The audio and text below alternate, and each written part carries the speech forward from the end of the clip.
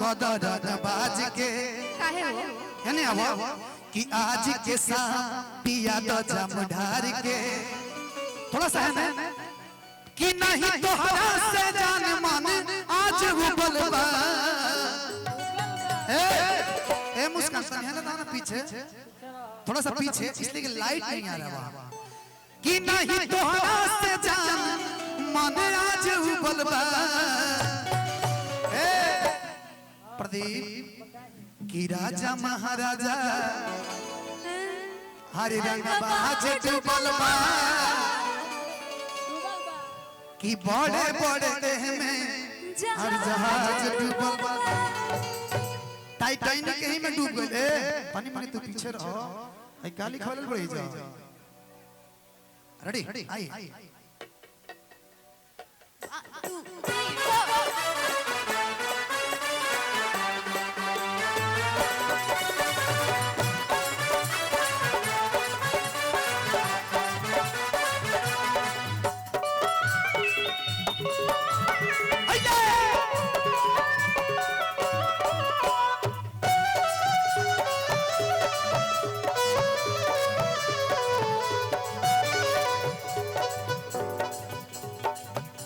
जवानी नीला तू कदर बाज के आज के शाम तू पिया दो जम ढार के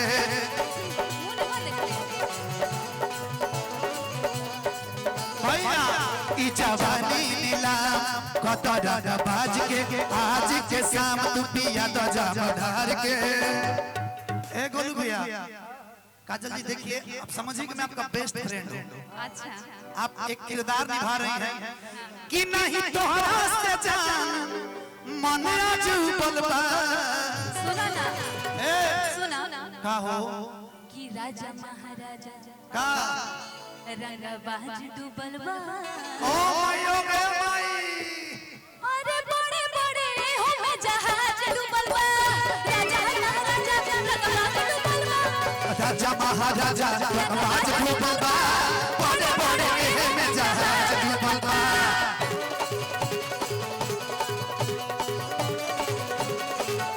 लेकिन लुलुआ ए राजा लहरिया लुलुआ ए राजा मुहावा पर डाली के चदरिया लहरिया लुलुआ ए राजा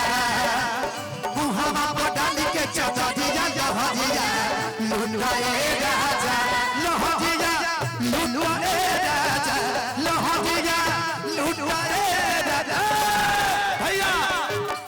थोड़ा सा है दो लोग पीछे रहिए ना पीछे की लहरिया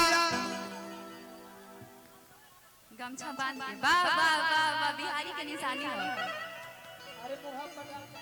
एने गमछा ए प्रदीप तू काहे बोलत लिखा हो बांध के होगी की लहरिया ए हरे लुटाए राजा बाप रे बाप बच के 20 भी देखो बच के। की लहरिया हरे लुटाए राजा तम हम को डाली के चदरिया लहरिया लुटाए राजा हम को डाली के चदरिया लहरिया लुटाए राजा लहरिया लुटाए राजा लहरिया लुटाए राजा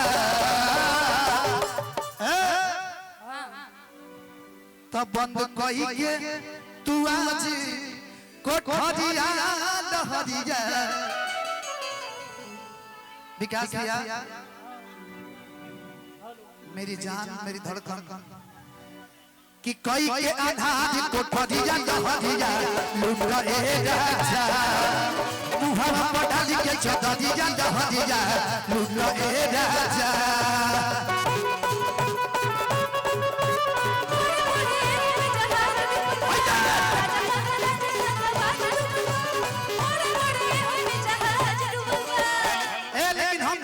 पंडित जी बताई ना बियाह कब होई हेलो हेलो सारे यूट्यूबर भाइयों से आग्रह है कि जिस तरह आपका व्यवसाय है आपका चैनल है तो यहाँ भी जो कलाकार है उसका भी सम्मान है कृपया हाथ ना उठाएं ये सब आप सब ध्यान रखिए आपका व्यवसाय गलत बात नहीं ऐसा नहीं होना चाहिए आपका व्यवसाय है, इन लोग का भी व्यवसाय है, सबका सम्मान होना चाहिए।